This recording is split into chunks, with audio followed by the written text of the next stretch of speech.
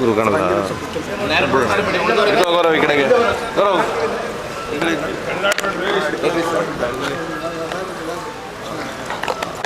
ಶೇಕಡ 15ರಷ್ಟು ಹೆಚ್ಚಿಗೆ ಆಗಿದೆ, ಪ್ರಯಾಣ ಮಾಡ್ತಾ ಇದ್ದಾರೆ. ನಿನ್ನೆ ಮಧ್ಯರಾತ್ರಿಯಿಂದ ಸಾರಿಗೆ ದರವನ್ನು ಏರಿಕೆ ಮಾಡಿರ್ತಕ್ಕಂಥದ್ದು ಏನಿದೆ, ಇದು ಇವತ್ತಿನ ಒಂದು ಪ್ರಕರಣ ಆದರೂ ಈ ಸರ್ಕಾರ ಚುನಾವಣೆ ಪೂರ್ವದಲ್ಲಿ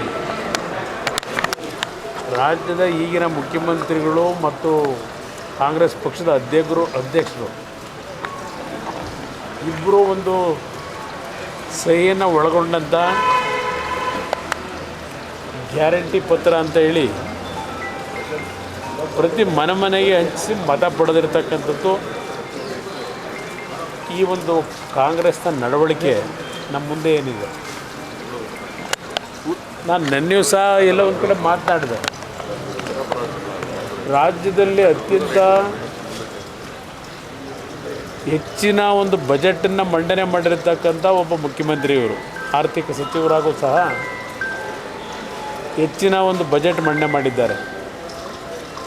ಇವರ ಸಹಮತದೊಂದಿಗೆ ಈ 5 ಗ್ಯಾರಂಟಿಗಳನ್ನು ಜನತೆ ಮುಂದೆ ನುಡಿದಂತೆ ನಡೆದಿದ್ದೇವೆ ಅದು ಎಷ್ಟು ಲಕ್ಷ ಬಾರಿ ಪಠಣ ಮಾಡಿದ್ರೋ ಗೊತ್ತಿಲ್ಲ. ಹೇಳಿದಂಥವರು ಈ ನುಡಿದಂತೆ ನಡೀಲಿಕ್ಕೆ ಯಾವ್ಯಾವ ರೀತಿಯಲ್ಲಿ ಜನಸಾಮಾನ್ಯರ ಒಂದು ಬದುಕಿನ ಜೊತೆ ಚೆಲ್ಲಾಟ ಆಡ್ತಾ ಇದ್ದಾರೆ.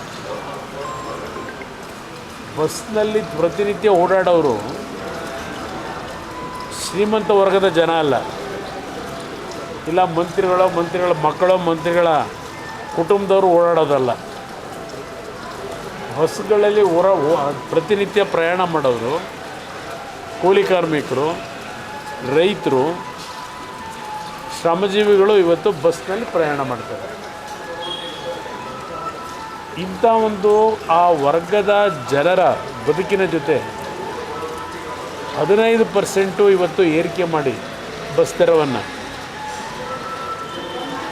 ಯಾವ ಸಾಧನೆ ನೀವು ಮಾಡಲಿಕ್ಕೆ ಹೊರಟಿದ್ದೀರಿ? ನಿಮ್ಮ ಗ್ಯಾರಂಟಿ ಸ್ಕೀಮ್ಗೆ ನಂದು ವಿರೋಧ ಇಲ್ಲ, ಇವತ್ತು ಸಹ ವಿರೋಧ ಇಲ್ಲ. ನೀವೇನು 5 ಗ್ಯಾರಂಟಿ ಘೋಷಣೆ ಮಾಡಿದ್ದೀರಿ ಅದನ್ನು ಇನ್ನೂ ಮುಂದುವರಿಸಿ, ಯಾವುದೇ ಕಾರಣಕ್ಕೂ ಅದು ನಿಲ್ಲಿಸಬೇಡಿ. ಏಕೆಂದರೆ ಒಂದು ವರ್ಗದ ಜನ ಅದರಿಂದ ಏನೋ ಒಂದು ಒಳ್ಳೆಯ ಅನುಕೂಲಗಳಾಗಿದೆ ಅಂತಕ್ಕಂಥದ್ದನ್ನು ಹೇಳೋರು ಇದ್ದಾರೆ. ಅದನ್ನು ನಿಲ್ಲಿಸಿ ಅನ್ನೋದನ್ನು ನಾನು ಹೇಳಲ್ಲ.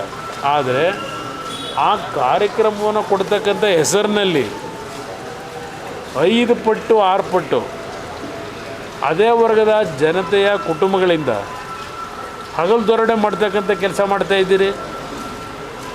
ಹಿಂದಿನ ಸರ್ಕಾರ ಏರಿಕೆ ಮಾಡಿರಲಿಲ್ಲ, ಅವರಷ್ಟು ಏರಿಕೆ ಮಾಡಿದರು, 47% ಏರಿಕೆ ಮಾಡಿದರು. BJP ಸರ್ಕಾರದಲ್ಲಿ ನಾವು ಭಾಳ ಕಡಿಮೆ ಮಾಡಿದ್ದೀವಿ, ಬರೀ 15%. ಇದು ಕಾರಣ ಅಲ್ಲ ಕೊಡೋದು. ಈ ಕಾರಣ ಕೊಟ್ಟು ನೀವು ಇವತ್ತು ಜನರ ಬದುಕಿನ ಜೊತೆ ಚೆಲ್ಲಾಟ ಆಡೋದಲ್ಲ.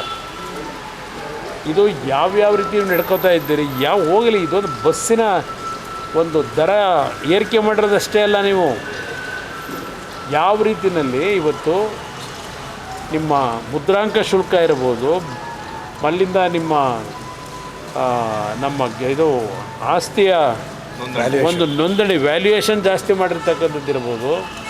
ಅದೇ ರೀತಿಯಲ್ಲಿ ಪೆಟ್ರೋಲು ಡೀಸೆಲ್ ದರದ ಸೆಸ್ ಹಾಕಿರ್ತಕ್ಕಂಥದ್ದು ಇರ್ಬೋದು. ಒಂದಲ್ಲ ಎರಡಲ್ಲ ನೀವು ಮಾಡ್ತಿರೋದು. ಈಗ ಮತ್ತೆ ನೀರಿನ ದರ ಏರಿಕೆ ಮಾಡ್ತೀವಿ, ಮತ್ತು ಇನ್ನೊಂದನ್ನು ಏರಿಕೆ ಮಾಡ್ತೀವಿ, ಹಾಲಿನ ದರ ಏರಿಕೆ ಮಾಡ್ತೀವಿ. ಇದು ಯಾರ ಮೇಲೆ ಎಫೆಕ್ಟ್ ಆಗುತ್ತೆ? ಜನಸಾಮಾನ್ಯರ ಮೇಲೆ ಇವತ್ತು ಎಫೆಕ್ಟ್ ಆಗ್ತಕ್ಕಂಥದ್ದು. ಅದರಿಂದ ಈ ಸರ್ಕಾರಕ್ಕೆ ಯಾವ ಹಣ ಲೂಟಿ ಮಾಡ್ತಕ್ಕಂಥ ಕೆಲಸ ಮಾಡ್ತಾಯಿದ್ದೀರಿ, ರಾಜ್ಯದ ಜನತೆಯ ತೆರಿಗೆ ಹಣ, ಆ ಲೂಟಿ ಮಾಡೋದು ನಿಲ್ಲಿಸಿ ಇವತ್ತು ಆ ಪರ್ಸೆಂಟೇಜ್ದು ಸಿಸ್ಟಮ್ ಇಟ್ಕೊಂಡಿದ್ದೀರಲ್ಲ.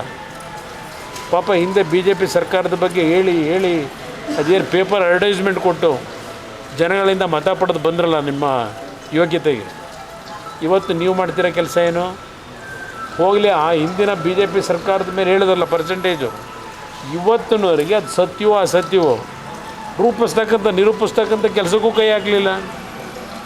ಏನೋ ಹಿಂದೆ ಗಾದೆ ಮಾತಿದೆಯಲ್ಲ, 100 ಸುಳ್ಳು ಹೇಳಿ ಒಂದು ಸತ್ಯ ಮಾಡು ಅಂತ ಹೇಳಿ ಆ ಕೆಲಸ ಮಾಡ್ಕೊಂಡು ಇವತ್ತು ಮತ ಪಡ್ಕೊಂಡಿದ್ದೀರಿ.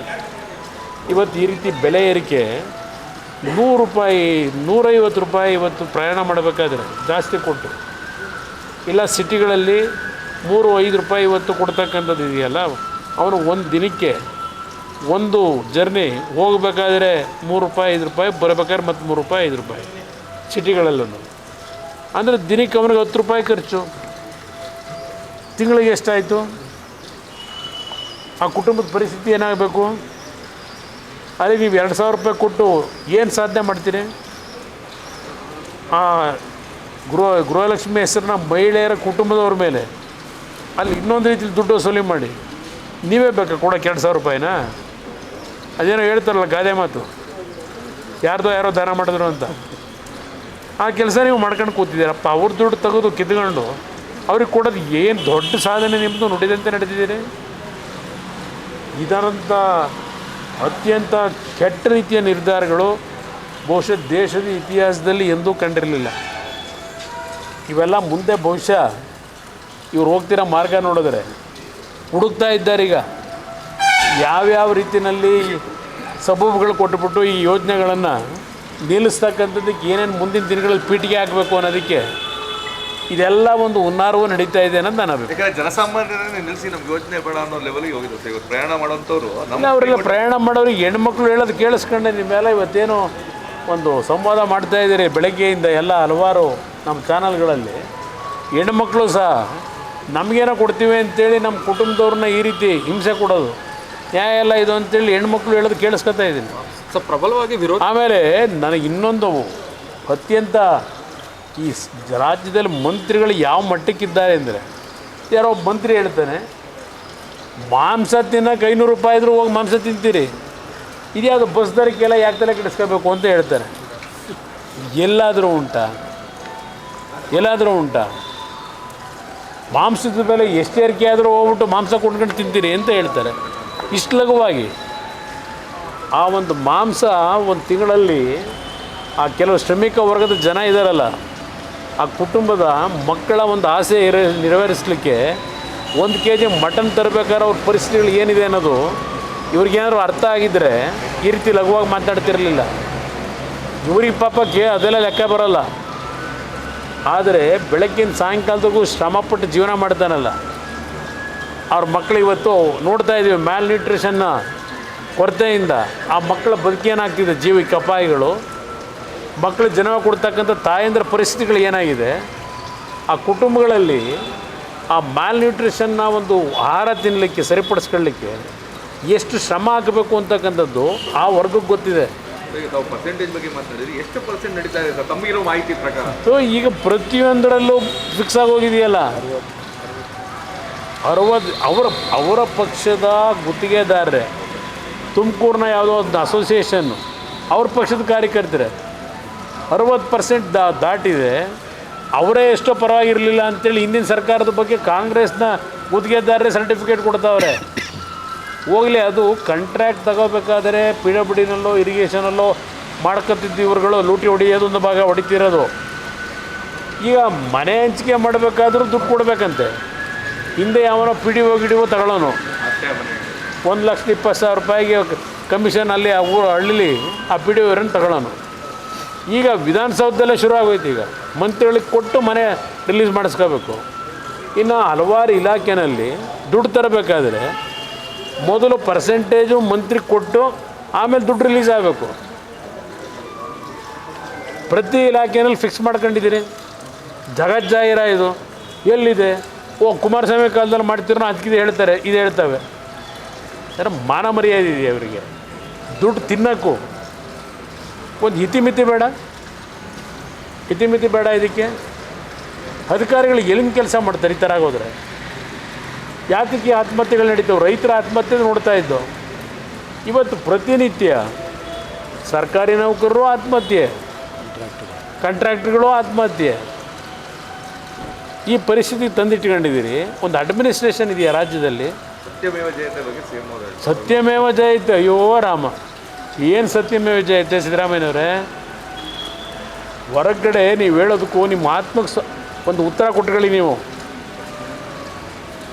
ಯಾವ ಸತ್ಯಮೇವ ಜಯತೆ ಅಂತ ಹೇಳ್ಕೊಂಡು ಅಡ್ವರ್ಟೈಸ್ಮೆಂಟಲ್ಲೂ ಏನು ಪಾಪ ಹಾಕ್ತೀರಿ, ನಿಜಕ್ಕೂ ಆ ಸತ್ಯಮೇವ ಜಯತೆ ಉಳಿಸಿದ್ದೀರ.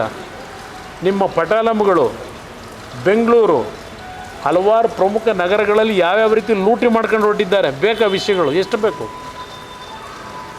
ಇದೆಲ್ಲ ನೋಡಿ ಬೇಸತ್ತು ಬಿಟ್ಟುಬಿಟ್ಟಿದ್ದೀವಿ. ಯಾವ್ಯಾವ ರೀತಿ ನಿಮ್ಮ ಹಿಂದೆ ಮುಂದೆ ಓಡಾಡ್ತಕ್ಕಂಥವ್ರನ್ನ ರಾಜ್ಯದ ಆಸ್ತಿ ಏನಿದೆ, ಜನತೆಯ ಸಂಪತ್ತನ್ನು ಲೂಟಿ ಯಾವ ರೀತಿ ಮಾಡ್ತಾಯಿದ್ದೀರಿ. ಇತಿಹಾಸ ಇದು. ಇದನ್ನು ನೀವು ಕದ್ದು ಮುಚ್ಚು ಮಾಡ್ಕೊಳ್ಳೋಕ್ಕಾಗಲ್ಲ. ಮುಂದೆ ಇದಕ್ಕೆಲ್ಲ ಬೆಲೆ ತೆರಬೇಕಾಗ್ತದೆ. ಸರ್, ಪ್ರಬಲ ವಿರೋಧ ಪಕ್ಷವಾಗಿ ಬಿಜೆಪಿ ಸರಿಯಾಗಿ ಕೆಲಸ ಮಾಡ್ತಾ ಇಲ್ವ ಸರ್ ಅಂತ? ಯಾಕೆಂದರೆ ಅವರ ಪಕ್ಷದ ಒಳಗಿರುವಂತಹ ನಾನು ಅದಕ್ಕೆಲ್ಲ ವಿರೋಧ ಪಕ್ಷ ಆಡಳಿತ ಪಕ್ಷದ ಸರ್ಟಿಫಿಕೇಟ್ ನಾನಲ್ಲ ಕೊಡೋನು, ಜನ ಕೊಡ್ತಾರೆ. ಸರ್, ಈಗ ನಿಮ್ಮ ಪಕ್ಷದಲ್ಲಿ ಇರುವ ಶಾಸಕರ ಖರೀದಿ ಮಾಡೋದಕ್ಕೆ ಪ್ರಯತ್ನ ನಡೀತಿದೆ ಸರ್? ಎಲ್ಲ ನಡೀತಿರ್ತದೆ, ಅದೇನೂ ಆಗಲ್ಲ. ಹೇಳಿದ್ದಿಲ್ಲ, ನನ್ನೆಲ್ಲ ಕ್ಲಿಯರಾಗಿ ಹೇಳಿದ್ದಿಲ್ಲ. ಹೆಚ್ಚಿನ ವಿಡಿಯೋಗಳಿಗೆ ಪ್ರತಿಧ್ವನಿ ಯೂಟ್ಯೂಬ್ ಚಾನೆಲ್ ಸಬ್ಸ್ಕ್ರೈಬ್ ಮಾಡಿ, ಬೆಲ್ ಐಕಾನ್ ಕ್ಲಿಕ್ ಮಾಡಿ.